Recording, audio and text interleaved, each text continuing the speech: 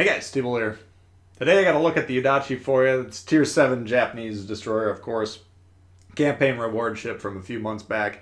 Probably the most popular destroyer, maybe even ship at Tier 7. We see a lot of them out there these days, but I don't see them consistently played well, so I thought I'd make this video, give you guys some pointers on what you should be doing. If you're having trouble with the ship, maybe you want to extend the torpedo range. We had the Screamers on this build.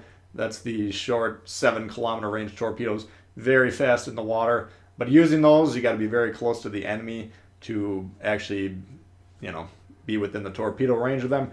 That makes it much harder. You're going to get spotted, you're going to get blasted. So if you're having trouble, perhaps you want to switch out the longer range torpedoes. Essentially, you're running a Carguero build at that point in time, but instead of having to choose between the smoke and the torpedo reload boost, you got them both. So it's still a little bit of an advantage.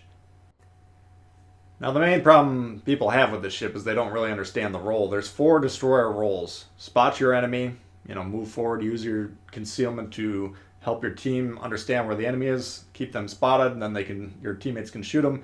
Number 2, capturing bases, primarily important in domination mode, but from time to time it's an important play in capture the base as well. We're dealing with destroyers is another role.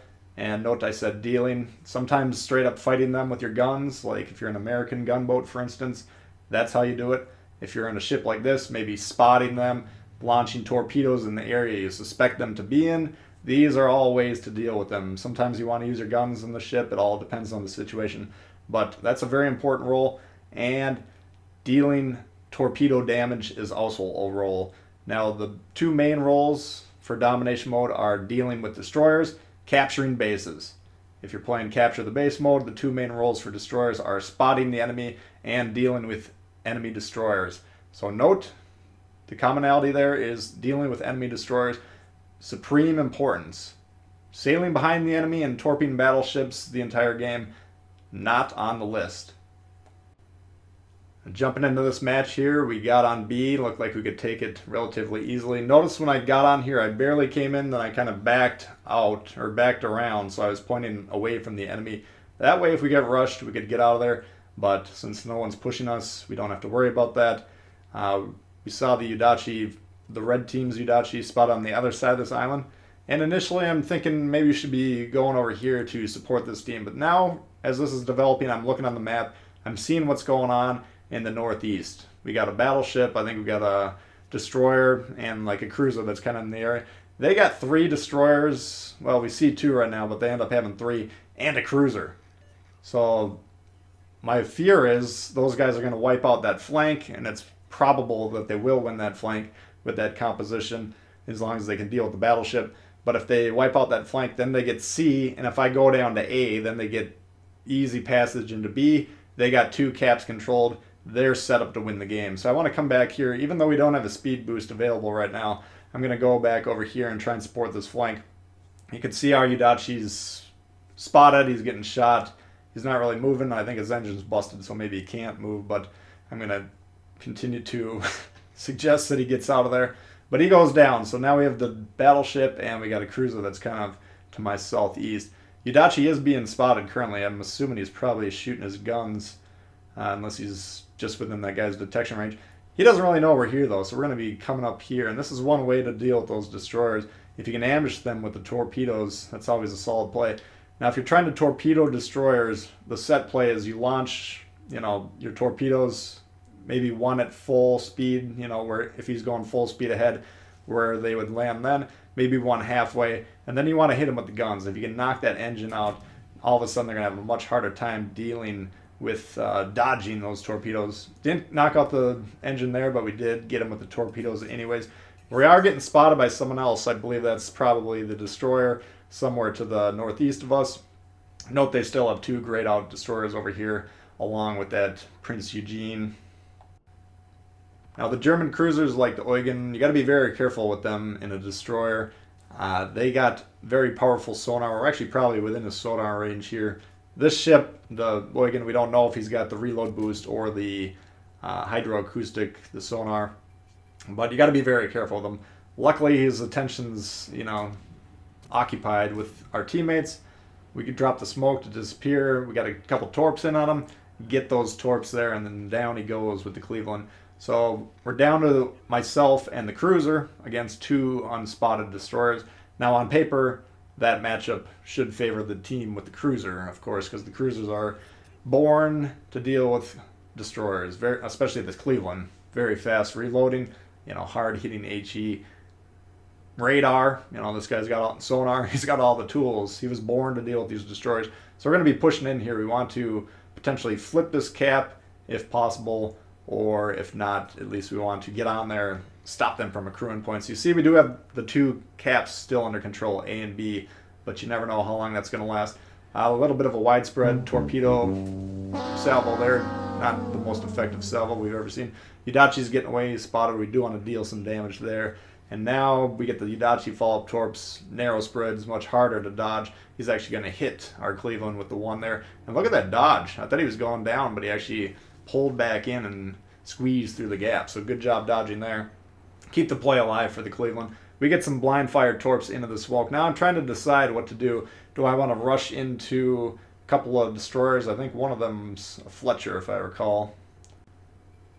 We want to avoid the 2v1 though, so we're going to just kind of play it, take our time over here. We do have the torps going into the smoke, so we want to just sit back here, see if they actually hit that ship. Now we do have that twisted track kind of jumping back and forth, so it's a little tough to tell exactly where the ship is. It looks like, once the smoke fades, we see he was just to the right of that salvo, a broadside as well, so that would have been quite dangerous. Cleveland smacks him around to top off the damage that we applied to him, and he takes him down very quickly.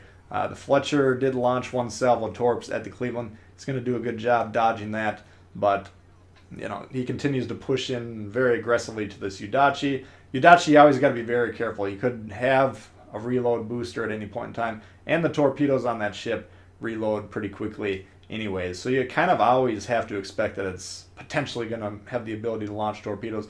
Unfortunately, the Cleveland, I think he got a shot or 2 off on him. Did a little bit of damage, but he went down. Initially, I'm planning on going around the right-hand side of this island, but I'm worried about this guy squirting out of here. We want to kind of pin him into the corner, so I changed direction, flipped the guns around to the right-hand side of the ship, and this way, if he's trying to escape to the northwest, I'm most likely going to spot him before he can cause any mischief. If he gets loose here, you never know what can happen. He does come around the island, though, and he's being aggressive. He's coming right at us. We're going to launch those torps as quick as possible while we're on the reload. We don't want to take too long aiming them, but we get them down in the water, and then we get those guns going. He turns right into the torps, though, and we blast them. And here I'm a little careless. Luckily for me, I'm kind of slamming on the brakes because I don't want to leave the cap because I'm trying to capture the cap here. But we narrowly avoid that spread. Like I just mentioned, you always got to assume the Yudachi has torps. Even if you saw 2 sets of torps come off him recently, you never know if he's got that reload boost saved up. There, he just happened to launch 1 at the Cleveland and then had a backup salvo awaiting. And he was probably trying to get Little John involved and get a double kill. So we got 45k here. We're going to try and get over to the other side of the map, of course. But a lot of players that play the Yudachi a lot might be saying, wow, that's a really bad Yudachi game. Normally you want at least 200,000 damage and, torpedo hits against battleships to have a good game in the Yudachi. I disagree. Number one, we get the top score in this game in terms of, the scoreboard at the end. So the game's recognizing what we're doing. We're shooting destroyers, and when you're shooting ships or hitting them with torpedoes even, how the XP is determined, how the score is determined from that, it's based on the percentage of the ship that you damage. So if I shoot a salvo in the Yudachi against a destroyer, I get 1,000 damage.